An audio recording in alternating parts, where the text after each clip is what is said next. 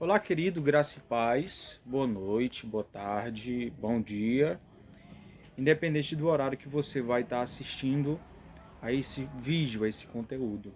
O intuito aqui, ao gravar esse vídeo, é para que eu possa te edificar, para que eu possa me comunicar e me relacionar contigo. Eu gostaria que você ouvisse o que vou falar aqui em alguns minutos, gostaria de um pouco da tua atenção e agradeço se você assistir esse vídeo. Eu vou refletir aqui sobre Mateus 23 e falar um pouco sobre a positividade, os benefícios da religião e os malefícios da religião. Alguém apregou, alguém disse que ser religioso é algo totalmente mal, mas eu vou tentar te explicar e dizer que não é. A religião em si, ela tem um fundamento legal, um fundamento razoável, um fundamento aceitável.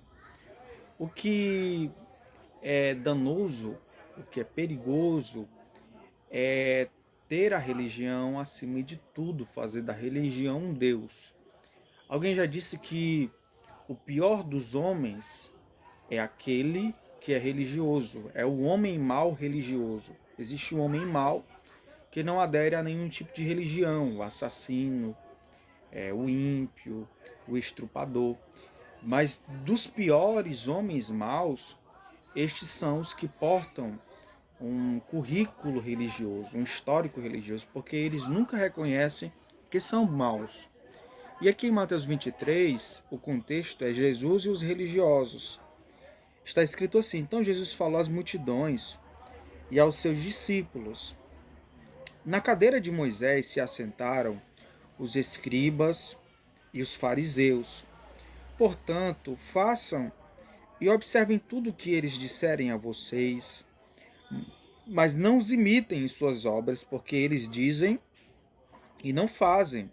A primeira coisa que Jesus censura nos religiosos daquele tempo, e que pode existir até nos dias atuais, é que eles pregam uma coisa, mas eles mesmos não fazem. Jesus censura isso. Jesus estava tendo atrito porque eles tinham uma lei santa, uma lei boa, eles tinham um ensinamento até certo ponto aceitável, mas eles mesmos não compreendiam o que pregavam, não praticavam o que pregavam. No versículo 4 explica o que é que eles faziam. Eles atam fardos pesados, difíceis de carregar, e os põem sobre os ombros dos outros, mas eles mesmos nem com o dedo querem movê-los. É aquela pessoa, aquele indivíduo que prega coisas difíceis de se praticar, que prega uma vida ilibada, que prega uma vida totalmente fora dos padrões normais, do ser humano, um ascetismo, um ritualismo de costumes, de, de legalismo, e ele mesmo, ele não pratica as coisas que ele apregoa. Jesus encontrou esse tipo de pessoa. No versículo 5, Jesus dizia que eles praticavam todas as suas obras a fim de serem vistos pelos outros. Outro problema. Eles tinham um problema com a vaidade. Eles queriam fazer para que os outros vissem que eles conseguiam, que eles eram super espirituais. Em Mateus 6 está descrito isso, Mateus 7. Eles até faziam boas coisas, mas era para o fim de serem vistos. Pois eles alargam os seus filactérios e alongam as franjas de suas capas. Eles cuidavam muito bem do exterior religioso. Eles gostam eles gostam do primeiro lugar nos banquetes e das primeiras cadeiras nas sinagogas. Eles gostavam de honra pública, das saudações das praças e de serem chamados de mestre. Eles gostavam de cargo. Mas vocês não serão chamados de mestre, porque um só é mestre de vocês e todos vocês são irmãos. Aqui na terra não chamem ninguém de pai, porque só um é o Pai de vocês, aquele que está nos céus. Nem queiram ser chamados de guias, porque um só é o guia de vocês, o Cristo. Mas o maior entre vocês será o servo de vocês. Quem se exaltar será humilhado, e quem se humilhar será exaltado. Ai de vocês, escribas e fariseus, hipócritas, porque vocês fecham o reino dos céus diante das pessoas, pois vocês mesmos não entram nem deixam entrar os que estão entrando. Então perceba a gravidade da religiosidade. A religiosidade, além de não agradar a Deus, além de não cultuar a Deus devidamente, ela ainda impede de outras pessoas entrarem no reino de Deus. Muitas pessoas não conheceram ou têm aversão à fé por nossa culpa, porque nós pregamos um costume, porque nós pregamos uma mensagem que não está na Bíblia. Nós pregamos muitas vezes uma mudança que não é Deus quem está cobrando. Muitas vezes eu fui pregar para algumas pessoas e as pessoas me diziam assim: eu vou para a igreja quando eu deixar de fumar, quando eu deixar de beber, quando eu deixar de me prostituir, quando eu conseguir me desvencilhar dos meus vícios.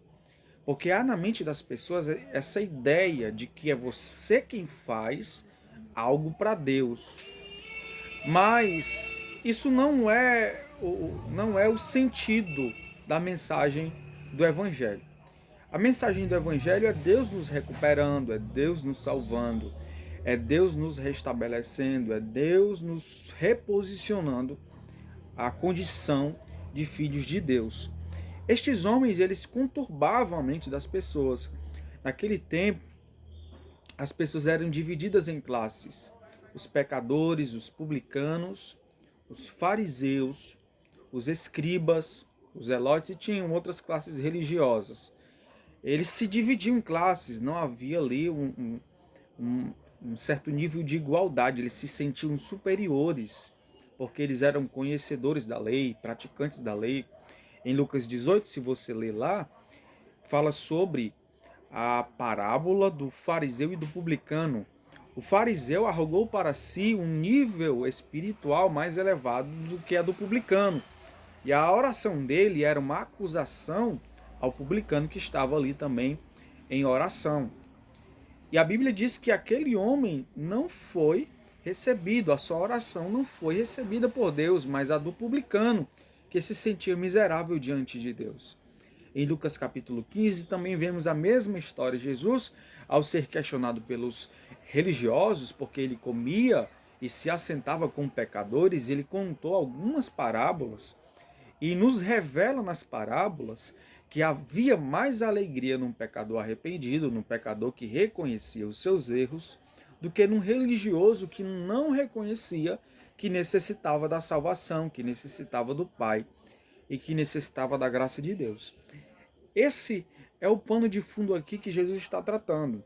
Então nós precisamos ter muito cuidado ao basearmos a nossa fé, ao defendermos a nossa fé, porque nós podemos estar defendendo rituais, tradições, e tudo isso não é o que Deus quer para nós. Existe uma religião, existe uma prática que Deus requer de nós. Essa religião é a pura, é a religião boa, conforme Tiago ensina. Tiago no capítulo 1, deixa eu ver só o versículo 27, Tiago ensina a religião que nós devemos, como cristãos, seguir. A religião pura e sem mácula para com o nosso Deus e Pai é esta: visitar os órfãos e as viúvas nas suas aflições e guardar-se incontaminado do mundo. Então, existe uma religião boa, uma religião que nós devemos sim seguir. Mas longe de nós esteja confundirmos religião, costumes, tradições, visibilidade com o reino de Deus. Porque estes aqui que Jesus fala, eles estavam impedindo as pessoas de entrar e nem eles estavam conseguindo entrar no reino de Deus, porque eles não creram no Filho. Então que você não se ache em nenhuma condição nessa situação. No versículo 3, eles tinham coisas positivas. Jesus diz assim: portanto, façam e observem tudo que eles disserem a vocês, mas não os imitem suas obras, porque dizem e não fazem. Quer dizer, existiam coisas que eles ensinavam, principalmente os fariseus, que eram consoantes com a fé, que eram bíblicas, que eram ensinos que estavam lá no Antigo Testamento, que eram ensinos saudáveis. Mas o problema não era o ensino que eles ensinavam, que eles repassavam às pessoas. O problema era a prática deles, o problema era como eles colocavam em ação aquilo que eles ensinavam. Hoje em dia nós temos muito disso. Nós temos muito da tradição no nosso meio que acaba roubando o aspecto da espontaneidade da fé, que acaba roubando o aspecto da singeleza da fé, que acaba roubando o aspecto da compaixão, da misericórdia. Então esses homens defendendo essas coisas, eles eram sem compaixão, sem misericórdia, insensíveis. Eles não conseguiam ver o próximo com amor, como Jesus ensinou que o resumo da lei deveria ser misericórdia, justiça, né? Justiça quero, misericórdia quero. Não adianta você entender toda a Bíblia e não entender o misericórdia quero. É preciso entender o misericórdia quero. Então a lei foi dada para o homem, em favor do homem, não o homem em favor da lei. Jesus ensina isso. Não foi feito o homem por causa do sábado, mas o sábado por causa do homem. O sábado bíblico era uma preocupação para o homem, com o homem. Deus se preocupando com o descanso humano. Deus se preocupando com a vida espiritual do homem. Mas o sábado, ele se tornou uma tradição até mais importante do que o próprio Deus para eles. Alguns historiadores dizem que se um judeu precisar, um judeu que guarda o sábado da forma antiga, da forma que eles guardavam antigamente, se tiver uma guerra no sábado, eles preferem perder a vida do que ir à guerra. Quer dizer, eles dão um valor extremo à lei, eles dão um valor extremo à letra. Aí vem Paulo ensinando que a lei passou, que a lei foi apenas um aio, que a lei agora não justifica, a lei nunca serviu para justificar, mas apenas para apontar a condição espiritual do homem, e que a lei termina em Cristo. O fim da lei é Cristo, o fim da lei significando que Cristo, ele não veio para abrogar, mas ele veio para cumprir. A partir de Cristo, nós temos uma revelação plena. A lei era só uma sombra das coisas que viriam. E aqui o problema que Jesus encontrou com os fariseus, os saduceus e outras classes religiosas, anciãos, os escribas, é porque eles davam um apego maior a detalhes, a costumes, a limpar as mãos, a lavar as mãos.